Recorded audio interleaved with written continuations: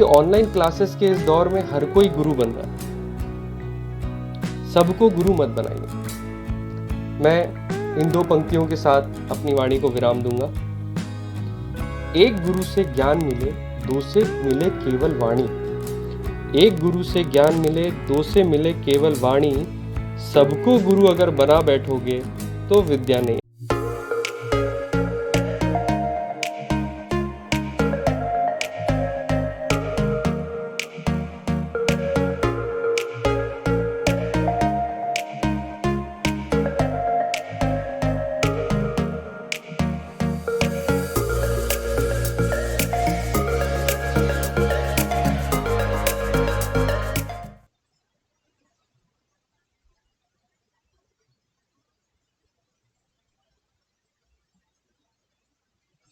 In drilling operation, uncut chip thickness T1,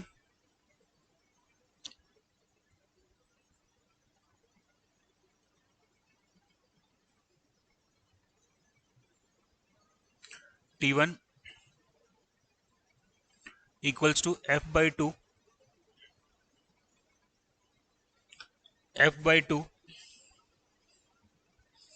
sin beta, F by 2 sin beta। अभी beta क्या है ये सब छोड़ दो, बाद में बताऊंगा, नोट करते जाओ बस। T1 is equals to F by 2 sin beta, width of chip W,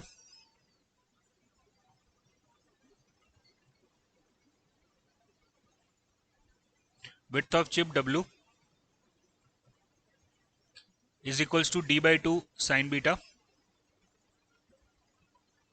capital D by 2 sin beta,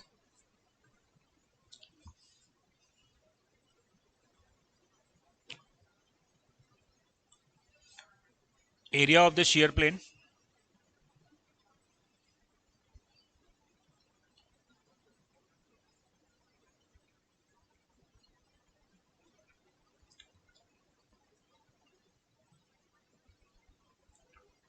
area of the shear plane FD upon 4 sin phi,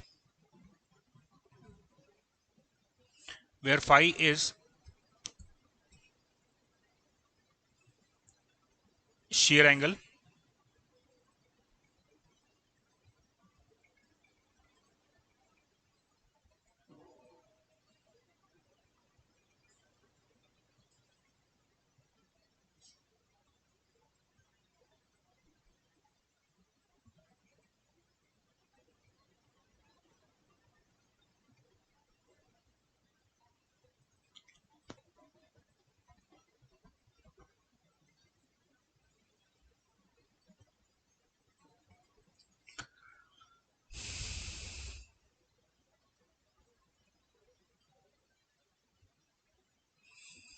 note कर लो इसको, rake angle alpha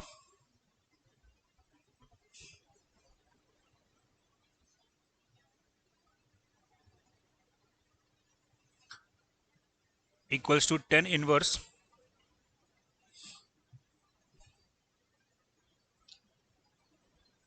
2 small r by D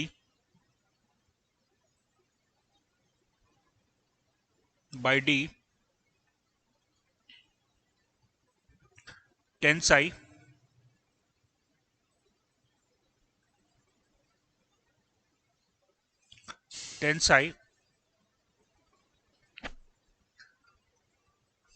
by sin beta,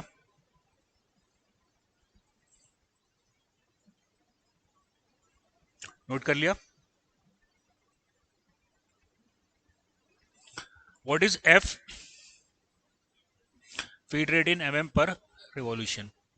what is beta,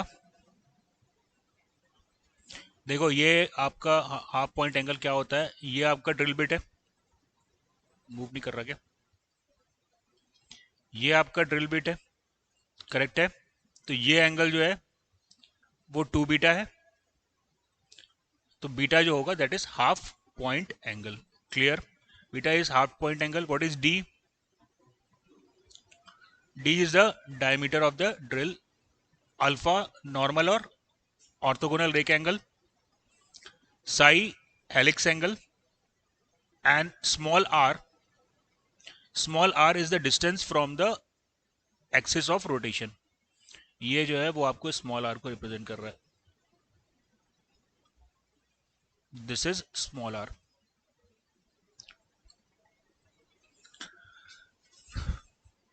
अब बच्चों हमने देखा है कि अगर हमको क्वेश्चन सॉल्व करना है तो क्या क्या चीजों को अपनी को जरूरत पड़ती है. अपने को चाहिए T1 चाहिए होता है, W चाहिए होता है, अल्फा चाहिए होता है.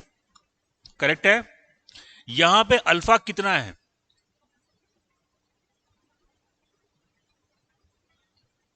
यहां पे अल्फा जो है it is not constant. Correct है. अगर r इक्वल टू मैं 0 कर देता हूं यानी कि सेंटर पे, तो अल्फा हो जाएगा 0. करेक्ट है. यानी कि अल्फा जो है वो फंक्शन ऑफ r है. तो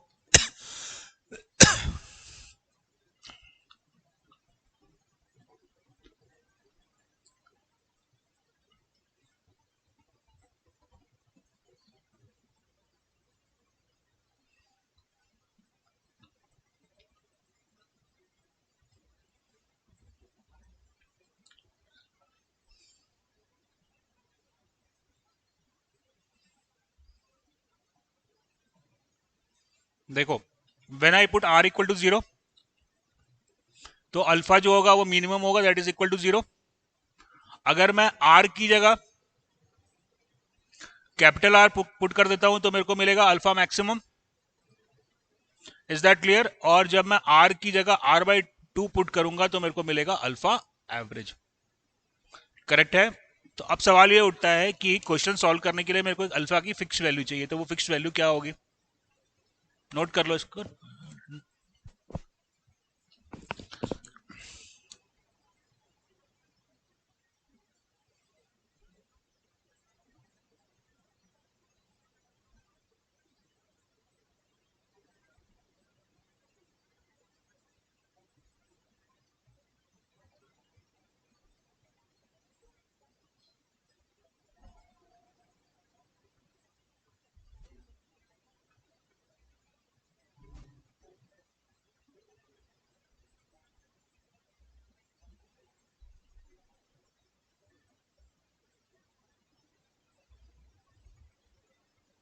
नोट कर लिया?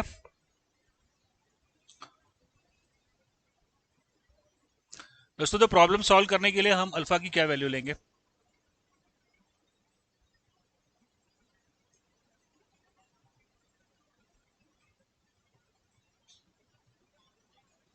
अल्फा मैक्सिमम क्यों लोगे यार? अल्फा एवरेज लोगे ना, क्योंकि अल्फा जो है वो 0 से अल्फा मैक्सिमम के बीच में वेरी कर रहा है. तो for solving problem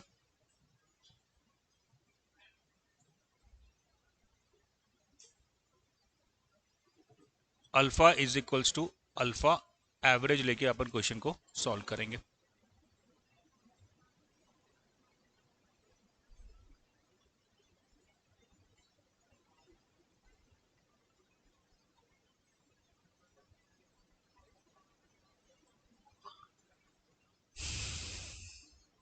is that clear?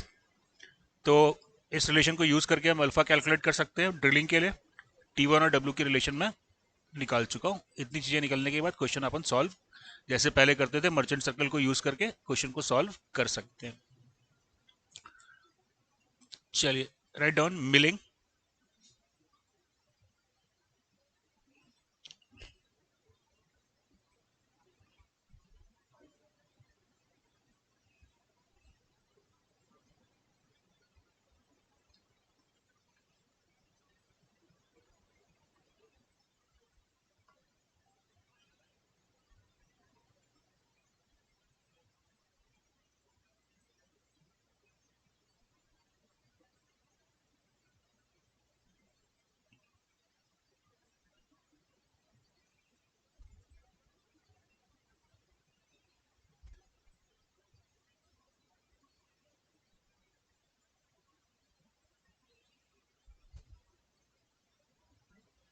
Note कर लो इसको।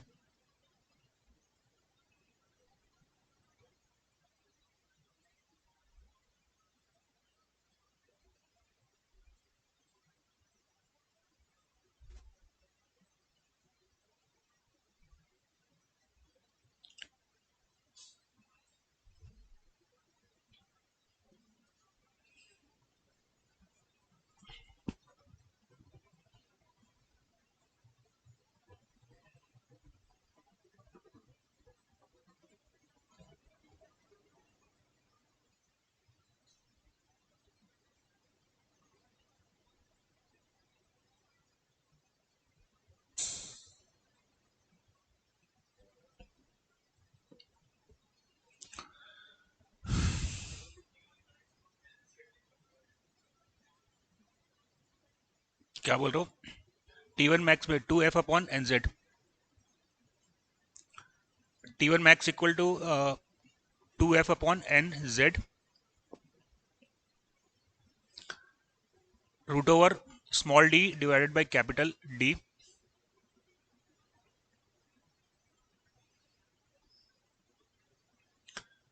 T1 average equals to T1 max by 2। अभी क्या है इसको अपन बाद में देखेंगे, अभी नोट करते जाओ सिर्फ। T1 average equal to T1 max by 2,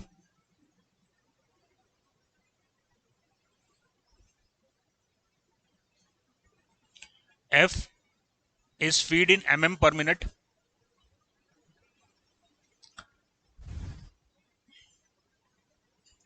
F is feed in mm per minute,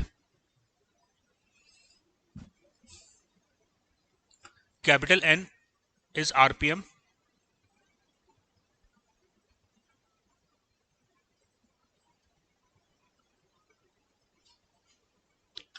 capital N is RPM,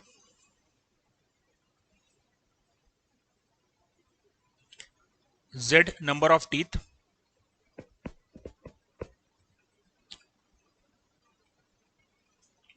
small d depth of cut,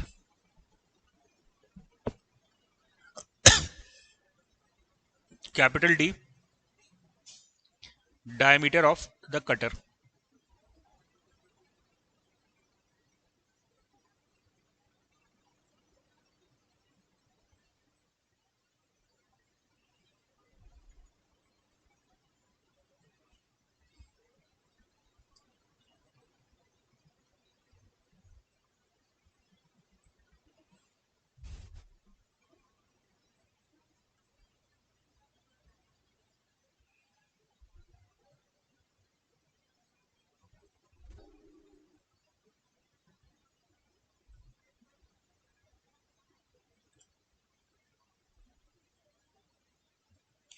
T1 max equals to 2f dash root over small d by capital D। Correct है?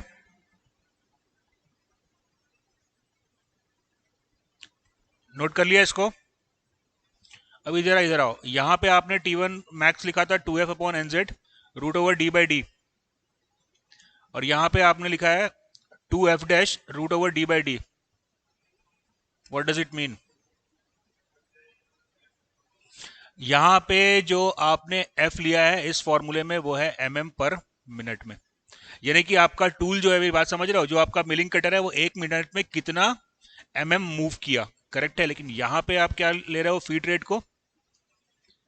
आप यहां पे feed rate को ले रहे हो कि एक टूथ जब मूव हुआ तो मेरा टूल कितना मूव किया। एक टूथ के मूवमेंट से देखो,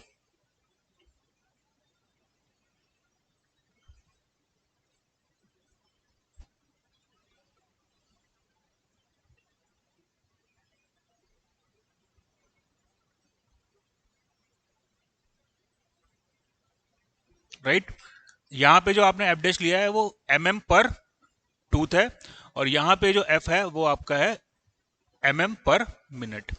इज दैट क्लियर? चलिए जी, T1 मिल गया। अब मेरे को चाहिए होगा विड्थ ऑफ चिप। क्या होगा विड्थ ऑफ चिप? जो भी विड्थ ऑफ कटर होगा या विड्थ ऑफ जॉब होगा, which ever is lower will become the width of chip, right. चलिए,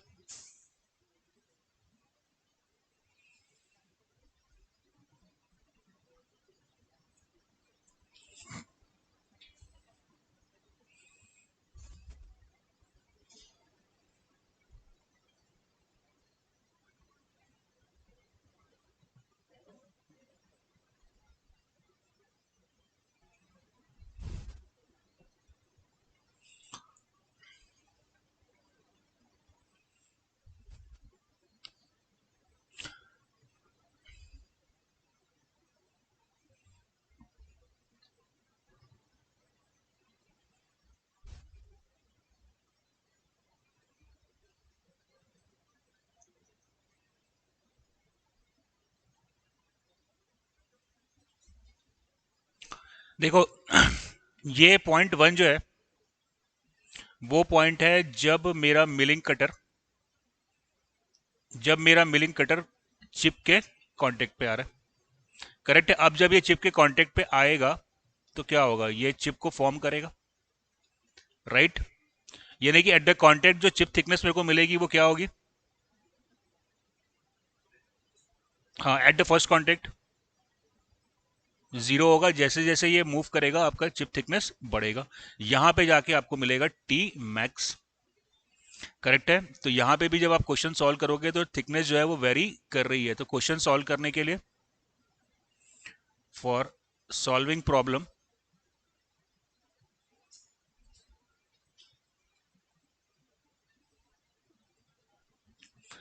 T1 average is used. And what is T1 average? T1 max divided by 2.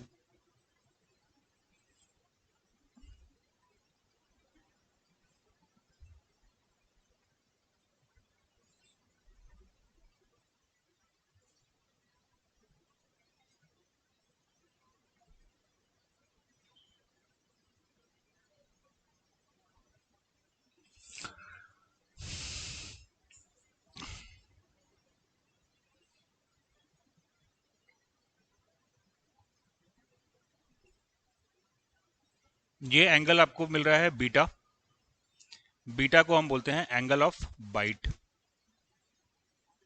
Angle of bite. यानी कि teeth के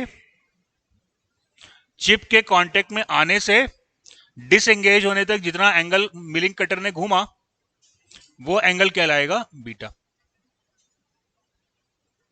right. अब एक दूसरा term अपन लेते हैं यहां पे, theta is equals to 2 pi by Z.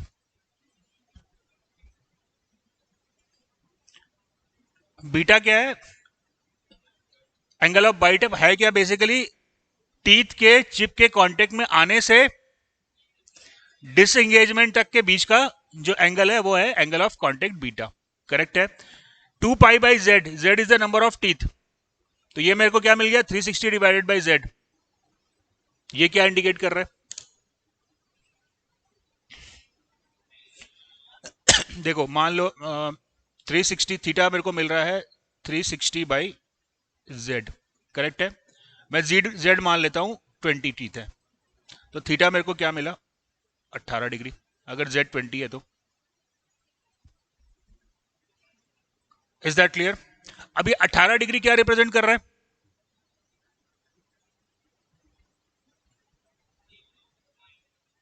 Chip, नहीं मेरे भाई, बाइट नहीं है ये बाइट नहीं है।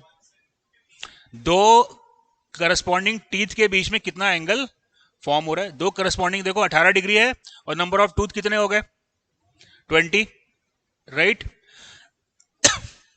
तो दो करस्पॉन्डिंग टीथ के बीच का जो एंगल है दैट इज 18 डिग्री, राइट। चलिए अब यहां से एक इंपॉर्टेंट चीज अपने को समझ में आएगी।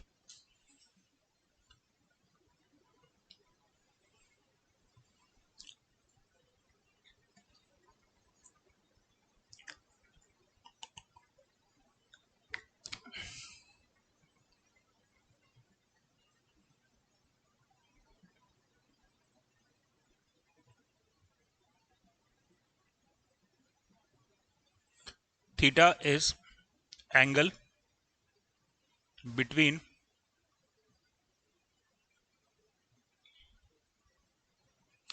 two corresponding points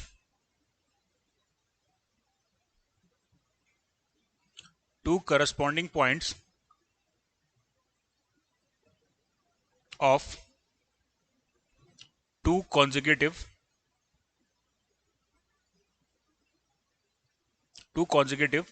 teeth.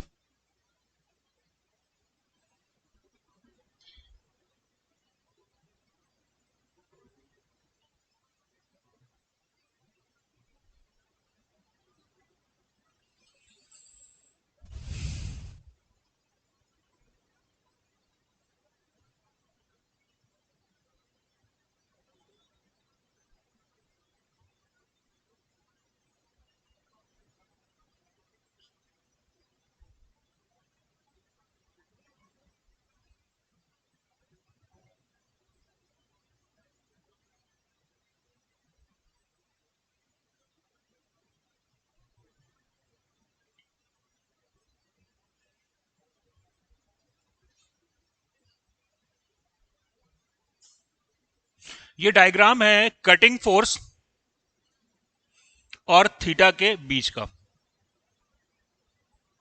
Clear है? ये आप देख रहे हो कि कटिंग फोर्स जीरो से मैक्सिमम तक जा रहा है। कैन यू एक्सप्लेन कि ये जीरो से मैक्सिमम तक क्यों जा रहा है?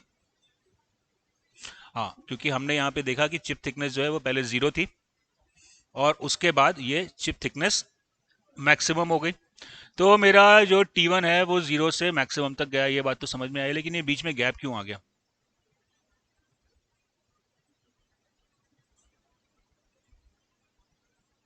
ये कंडीशन तब आएगी when theta is greater then beta. अब समझो, मान लो थीटा तुम्हारा 20 डिग्री है, राइट, और बीटा जो है वो 12 डिग्री है, तो क्या होगा? ये 0 डिग्री, बात समझ में आ रही है? ये कितना डिग्री? 12 डिग्री, और ये आया 20 डिग्री।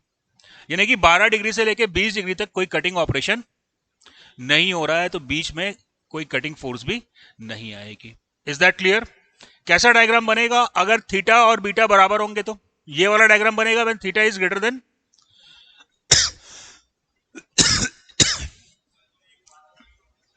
हाँ, अगर थीटा और बीटा बराबर होगा, अगर थीटा और बीटा बराबर होगा,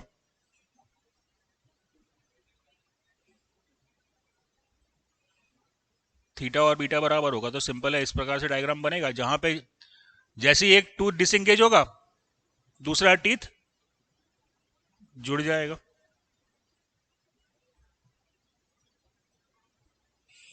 तो ये कंडीशन आएगी when theta is equals to beta.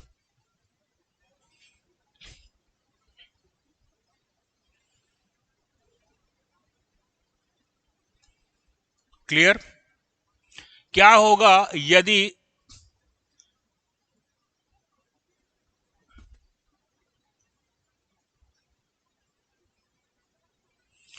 Beta is greater than theta?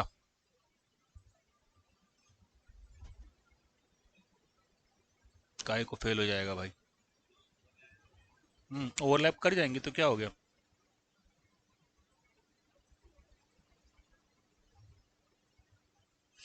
देखो, अगर बीटा बीटा मान लो आपका है 20 डिग्री और थीटा है से 12 डिग्री, करेक्ट है? तो एक कटिंग ऑपरेशन शुरू हुआ यहां पे। स्टार्ट से अपन देखते हैं, अभी इसको डायग्राम को मत बनाना, मैं करेक्ट करूंगा उसको। ये 20 डिग्री तक ये कट करेगा, करेक्ट है, लेकिन उससे पहले ही 18 डिग्री 12 डिग्री पे दूसरा टूल कांटेक्ट में आ जाएगा, करेक्ट है? इसका मतलब ये हुआ कि कटिंग फोर्स कभी भी जीरो नहीं होगा। देखो यहां पे जब कटिंग फोर्स इतना था तो दूसरा कटिंग टूथ इंगेज हो गया, it means that there would be no point when the cutting force would be zero. तो अगर हम इसका फोर्स का डायग्राम बनाएं,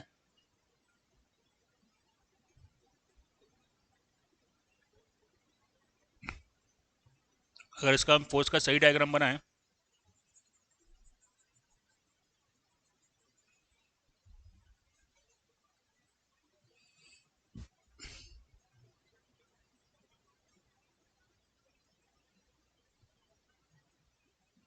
तो ये होगा कि कटिंग फोर्स कभी भी जीरो नहीं होगा।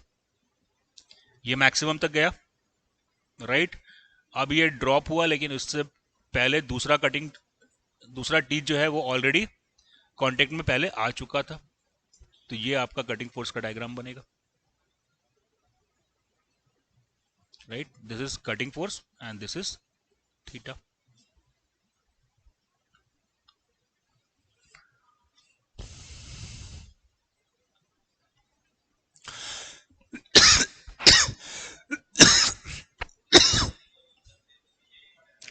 क्या?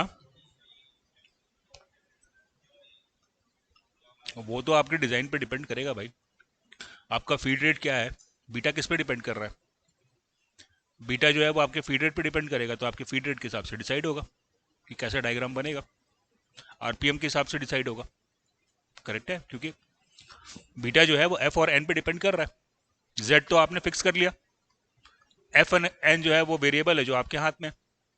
तो जो आप एफ और एन रखोगे उसके हिसाब से आपको डायग्राम मिलेगा, राइट। थीटा जो है वो तो कांस्टेंट रहेगा क्योंकि number of T Z constant हो गया, लेकिन बीटा तो वेरिएबल है ना, वो एफ और एन पे डिपेंड करेगा। तो जो आपका एफ होगा एन होगा उसके अकॉर्डिंगली आपको कौन सा डायग्राम मिलेगा वो आपको समझ में आएगा। Is it clear? चलिए,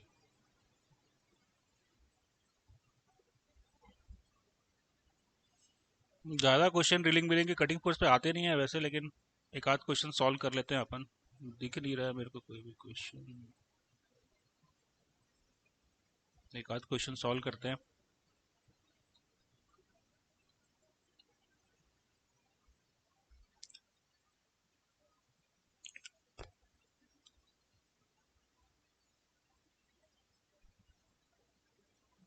write down, estimate the torque and thrust force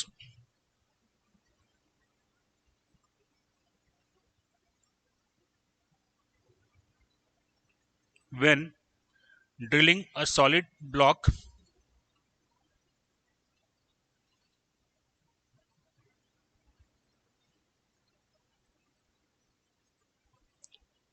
with a normal twist drill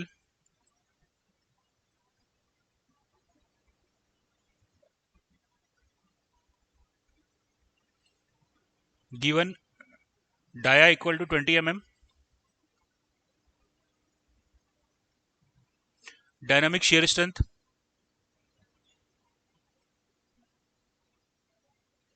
dynamic shear strength 400 Newton per mm square,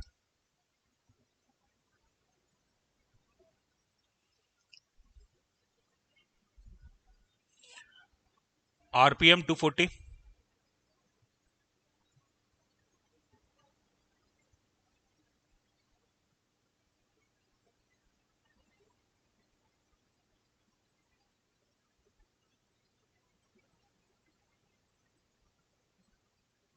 feed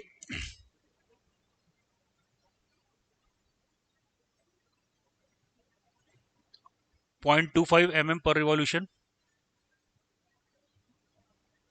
0.25 mm per revolution, helix angle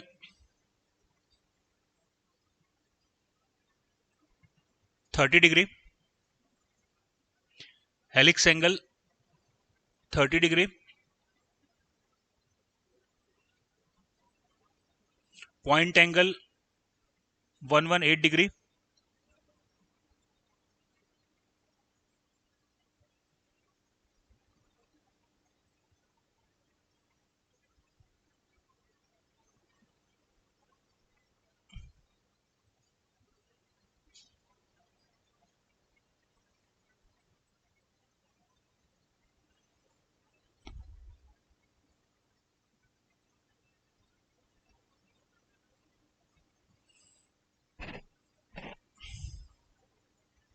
coefficient of friction 0.6,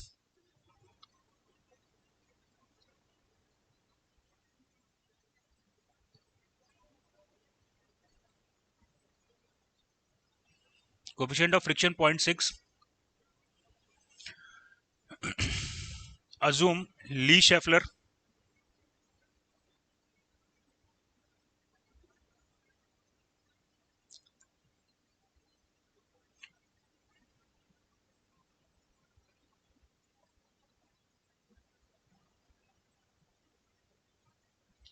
Lee Schaeffler equation is valid. अब तो मेरे ख्याल से हो गया data sufficient.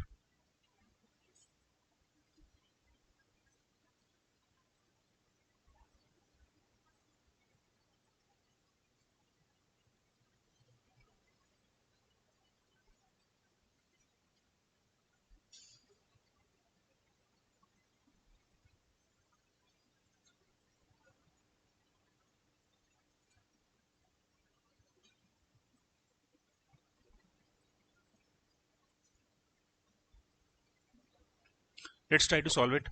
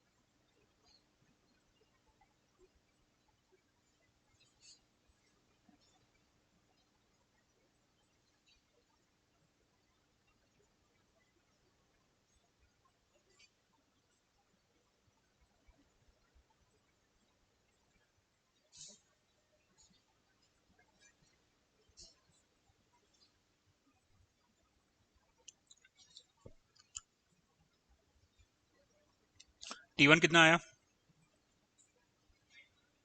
हाँ correct है। Width of cut, very good. Alpha, very good. Phi, very good. FC, FC तो निकालना है ना।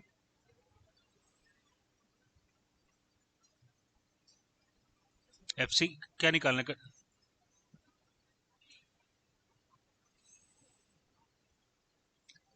एफसी आ रहा है 1517 और एफटी आ रहा है 350 न्यूटन। ठीक है, एफसी करेक्ट कर लो, 1517 आ रहा है।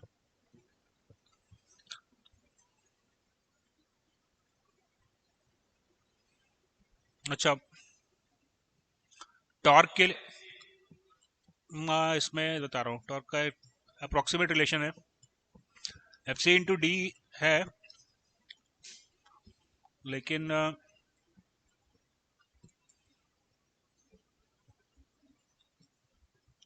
टॉर्क का इक्वेशन क्या होता है?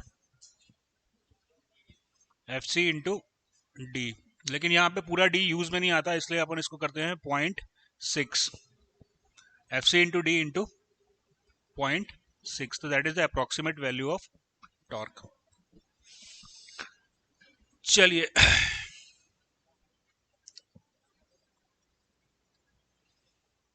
इकोनॉमिक्स ऑफ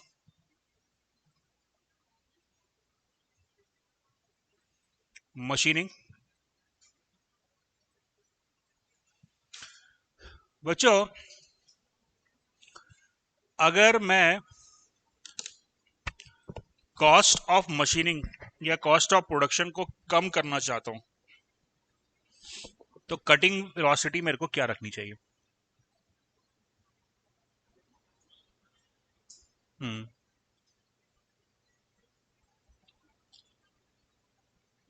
कटिंग वेलोसिटी को कम कर दोगे तो उससे क्या होगा? टूल का वियर कम होगा, मेरे को टूल कम चेंज करना पड़ेगा। ठीक बात है, लेकिन बेटा अगर आप वेलोसिटी को बहुत ज्यादा कम कर देते हो तो टूल वियर कम होगा, ठीक बात है, लेकिन मशीनिंग का टाइम आपका बढ़ जाएगा। Time is also money, correct है? तो अगर मेरे को कॉस्ट ऑफ प्रोडक्शन को कम करना है तो मैं वेलोसिटी को बहुत ज्यादा अगर करूंगा तो क्या हो जाएगा? बार बार टूल फेल होगा, तो मेरा टूल चेंजिंग कॉस्ट बढ़ जाएगा।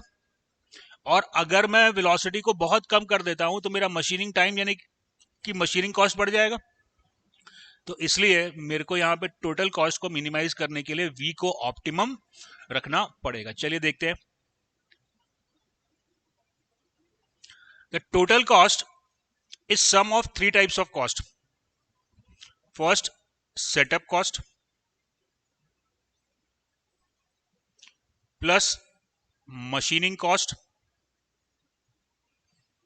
Plus tool changing cost.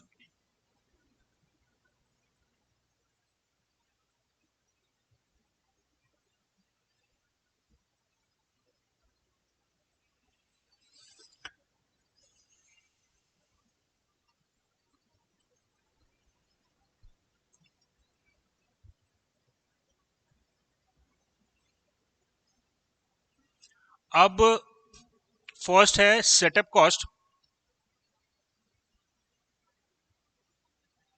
Setup cost का मतलब हुआ कि आप कोई चीज को मशीन करोगे तो जॉब को और वर्क पीस को आपको सेटअप करना पड़ेगा, करेक्ट है? तो सेटअप कॉस्ट और वेलोसिटी में क्या रिलेशन होगा?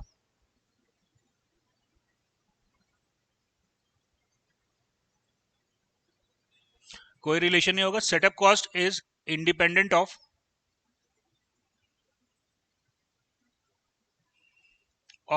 Cutting velocity.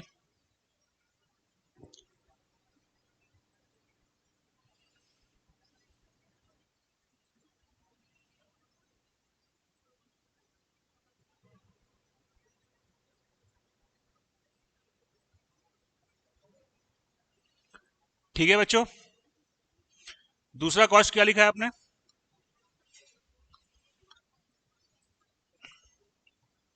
सेकेंड आया मशीनिंग कॉस्ट।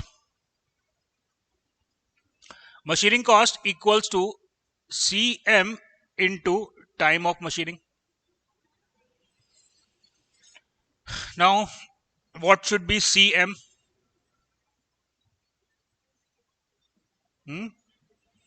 कांस्टेंट तो होगा पर मतलब क्या होगा? हाँ, मटेरियल मतलब क्या होगा? कांस्टेंट तो है पर इसका मतलब क्या है?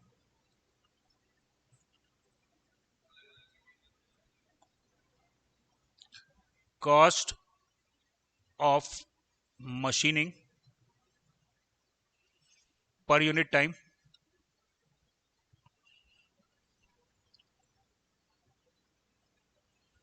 CM क्या हुआ?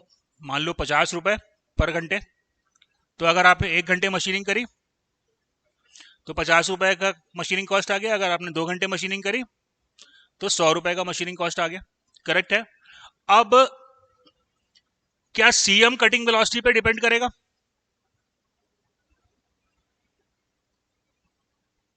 कैसे करेगा भाई? वो तो cost of machining per hour है ना। Cost of machining per hour है। 1 घंटे मशीनिंग करोगे तो 50 रुपए दोगे। वो कटिंग वेलोसिटी पे कैसे डिपेंड कर रहा है? वो तो फिक्स है ना। लेबर को तुमको कितना 1 घंटे का 50 रुपए तुमको देना है मान लो, वो कटिंग वेलोसिटी पे कैसे डिपेंड करेगा? आप लेबर को लेके आए, आप उसको बोले कि भैया 1 घंटे मशीनिंग करेगा 200 रुपए तेरे को दूंगा मैं। अब वो कटिंग वेलोसिटी पे डिपेंड कर रहा है क्या? तो CM नहीं डिपेंड कर रहा है, TM डिपेंड कर रहा है। अब अगर आप कटिंग वेलोसिटी को बढ़ा देते हो तो टाइम आपका कम हो जाएगा, तो टोटल मशीनिंग कॉस्ट आपका कम हो जाएगा। CM is the constant. वो तो मेरे को लेबर को 200 रुपए घंटे का मेरे को देना ही है, चाहे वो आधे घंटे काम करे तो मैं 100 रुपए दूंगा, 2 घंटे काम करेगा तो 400 रुपए दूंगा। Is that clear? तो क्या डिपेंड कर रहा है? TM डिपेंड कर रहा है। अब मटेरियल रिमूवल रेट होता है feed rate into depth of cut into cutting velocity. Material removal rate.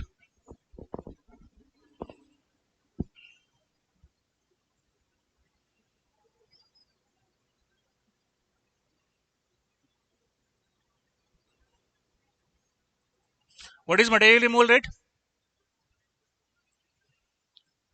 Volume removed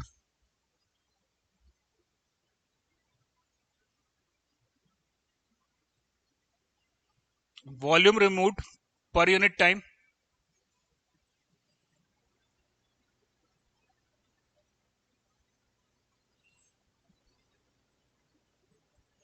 एक घंटे में, सॉरी 1 यूनिट टाइम में, यानी 1 घंटे में आपने कितना मटेरियल रिमूव किया, वो आपका मटेरियल रिमूवल रेट हो गया। तो what is the time for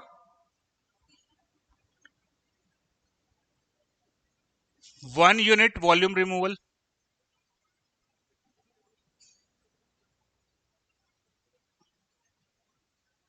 एक यूनिट को रिमूव करने में कितना टाइम लगेगा, एक यूनिट वॉल्यूम को रिमूव करने में? हाँ,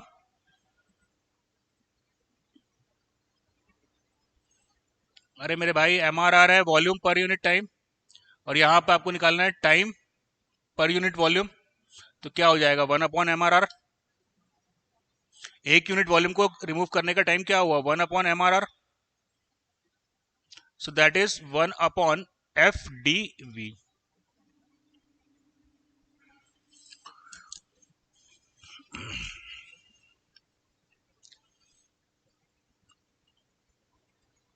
क्लियर? तो मेरा मशीनिंग टाइम आया,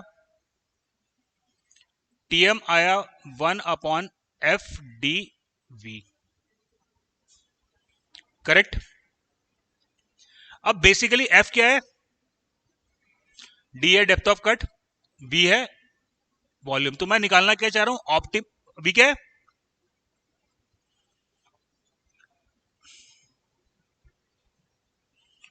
करते इज द वेलोसिटी ना। तो मैं निकालना क्या चाह रहा हूं, optimum velocity for cutting cost. तो in that condition I can assume F and D as a constant. Correct है?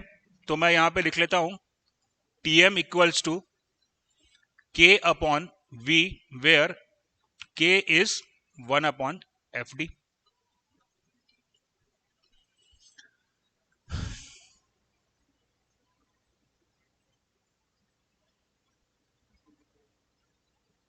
M I clear?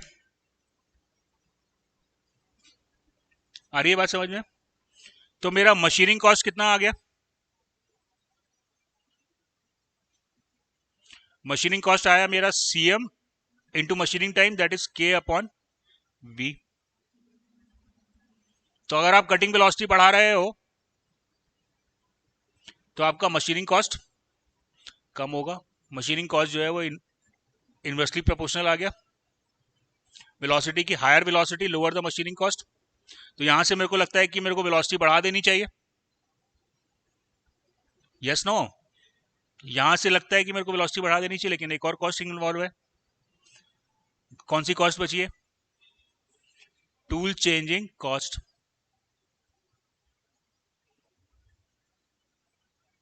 Tool changing cost is given as CT into N। What is CT, क्या होना चाहिए, N is number of tool change, number of tool change, कितनी बार आपने machine करने के लिए टूल को चेंज किया। तो CT क्या होगा, कॉस्ट ऑफ पर टूल चेंज, एक बार टूल चेंज करने में कितना खर्चा आया।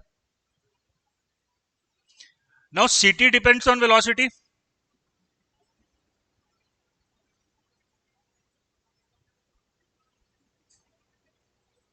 हाँ, CT तो एक बार टूल चेंज करने पे 100 रुपए खर्च होता है, तो होंगे ही। क्या डिपेंड करेगा, वेलोसिटी पे। अगर आप कटिंग वेलोसिटी बढ़ा दोगे तो टूल लाइफ कम हो जाएगी, टूल लाइफ कम हो जाएगी, यानी आपको बार बार टूल चेंज करना पड़ेगा। तो N का फॉर्मूला क्या होगा,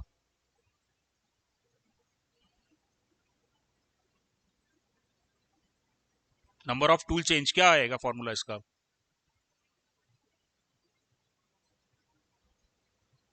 कितने बार टूल चेंज करना पड़ेगा आपको। अरे machining time divided by the tool life. Is that clear? क्या TM वेलोसिटी पे डिपेंड कर रहा है, यस नो? TM तो अभी मैंने निकाला ना, वेलोसिटी पे डिपेंड कर रहा था। क्या टूल लाइफ वेलोसिटी पे डिपेंड करेगा, नहीं करेगा भैया। टेलर्स टूल लाइफ इक्वेशन क्या है, V T to the power N equals to constant, right? तो I got tool life T equals to C to the power 1 by n into v to the power minus 1 by n.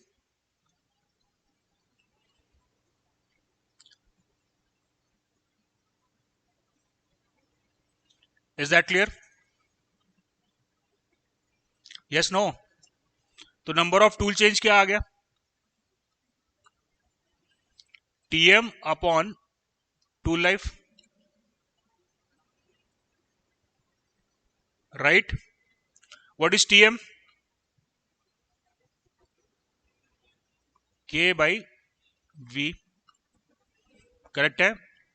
और T क्या हो जाएगा? C to the power 1 by n into V to the power 1 by n.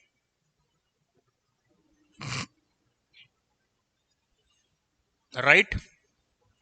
So I got n is equals to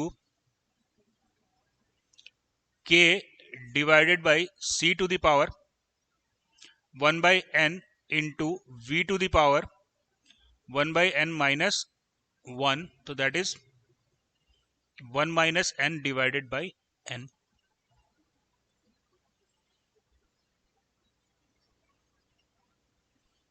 clear? तो अब मेरा tooling cost कितना आ गया? टूलिंग कॉस्ट आ गया मेरा CT into number of tool change, और number of tool change आया K divided by C to the power 1 by n, right, into V to the power 1 minus n divided by n.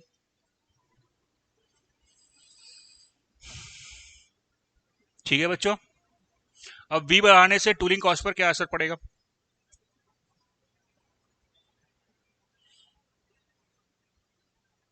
n जो होता है वो less than 1 होता है, correct है. तो CT कांस्टेंट हो गया, K कांस्टेंट है और ये C कांस्टेंट है. Is that clear? तो वेलोसिटी अगर आप बढ़ाओगे तो मेरा टूलिंग कॉस्ट बढ़ेगा. Is that clear? तो अब मेरा टोटल कॉस्ट कितना आ गया? What is the total cost? Total cost आया setup cost plus machining cost plus tooling cost. तो setup cost S is constant, it does not depend on the velocity. Tooling cost is, sorry, machining cost is Cm into K by V,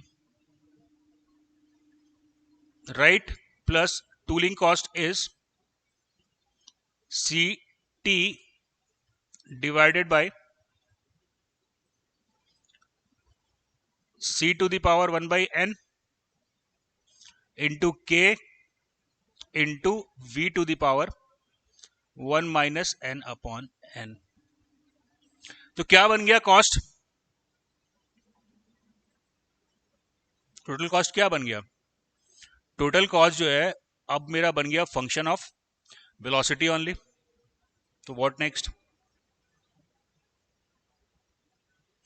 Differentiate the total cost with respect to cutting velocity equated equal to 0. You will got the V optimum. कितना आया? Let's find it out.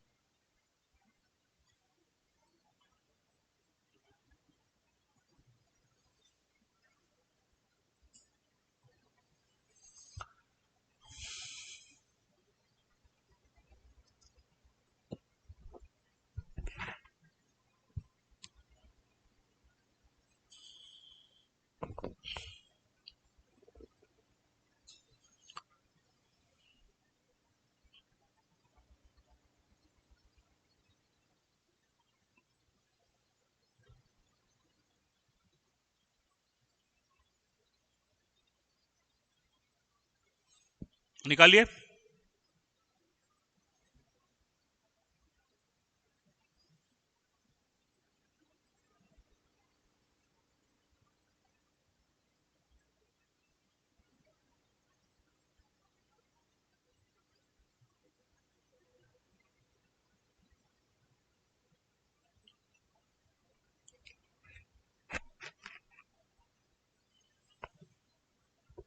इतना time क्यों लगा रहे हो यार, simply differentiate तो करना है।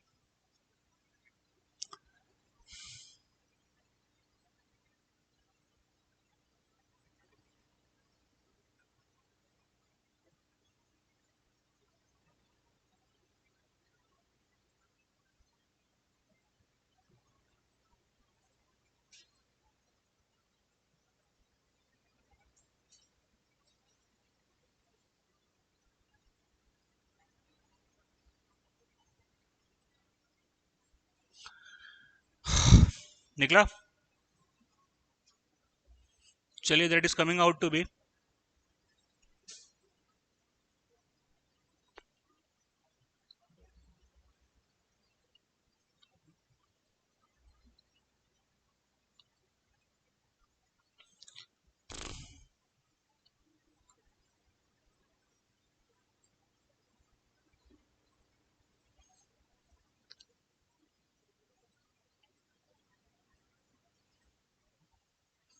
V optimum is equals to n divided by 1 minus n to the power n into Cm divided by Ct to the power n ही आ रहा है ना मेरे ख्याल से, n multiplied by the Taylor's constant C। ठीक है जी, ठीक है। इतनी वेलोसिटी रखता हूं तो क्या होगा, क्या ऑप्टिमम होगा? अच्छा, इसको अब हम V ऑप्टिमम नहीं बोलेंगे, इसको हम कहेंगे V मिनिमम। इसको हम कहेंगे, अभी थोड़ी देर में बता रहा हूं। V मिनिमम का मतलब हुआ optimum velocity, optimum velocity for, for काय के लिए है ये,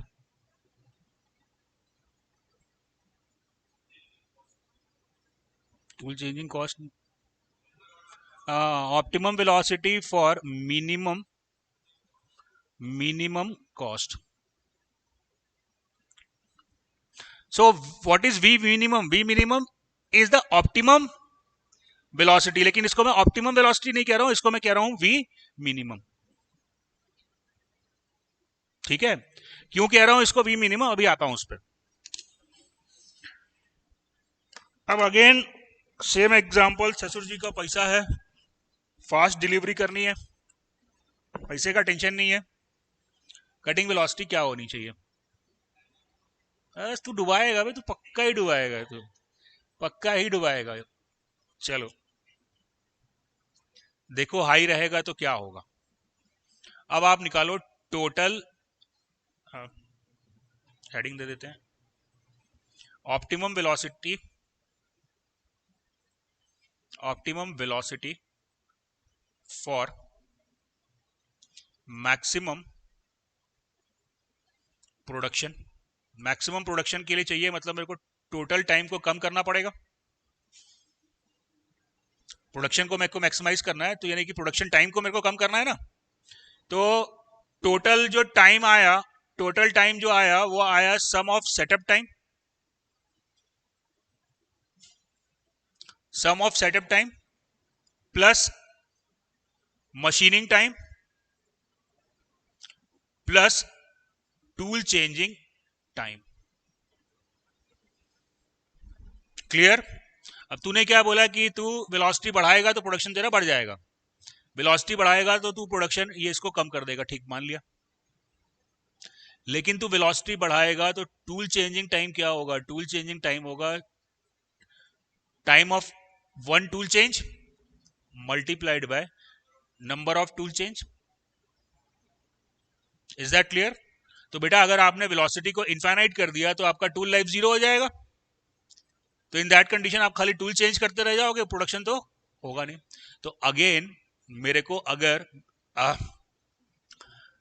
प्रोडक्शन को मैक्सिमाइज करना है तो मैं V को इनफाइनाइट नहीं ले जा सकता। देखो टोटल टाइम, अब अगेन फंक्शन क्या बन जाएगा, setup time TS is the constant plus machining time is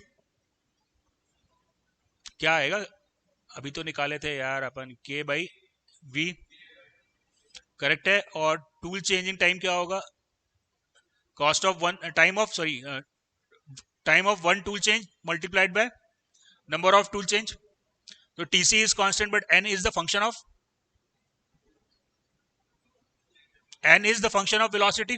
an का फॉर्मूला अपन निकाल लिए थे अभी। तो T again becomes the formula, T the time of production again becomes the function of V. Am I clear? अब आप क्या करोगे इसको?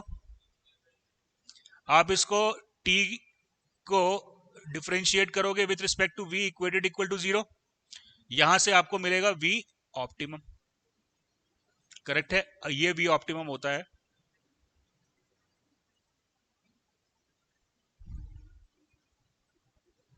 घर जाके कैलकुलेट करना, वैसे बता देता हूं मैं। हाँ,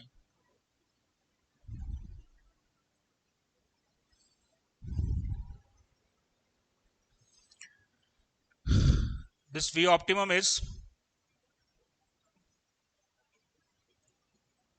n upon 1 minus n to the power n into C क्या है?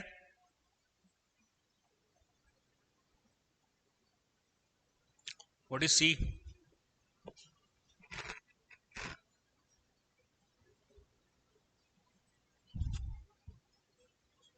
कौन सा constant? Taylor's tool life constant into TC to the power n into TC to the power n। Correct है। This is the optimum velocity. काय के लिए optimum velocity? This is the optimum velocity for maximum production, so it is known as V maximum. Right? What is V maximum? V maximum is not infinity, it is the optimum velocity for maximum production. अब ये बात समझ लेते हैं कि पहले वाले को V मिनिमम क्यों बोला और इसको हमने V मैक्सिमम क्यों बोला।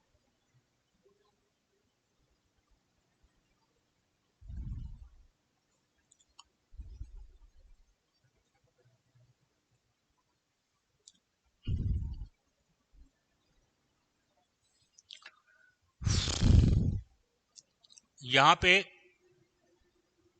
मैंने लिखा कटिंग वेलोसिटी।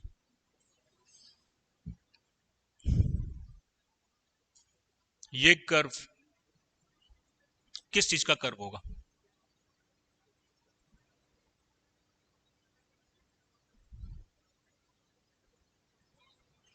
ये जो कर्व है ये टोटल कॉस्ट का कर्व है, राइट?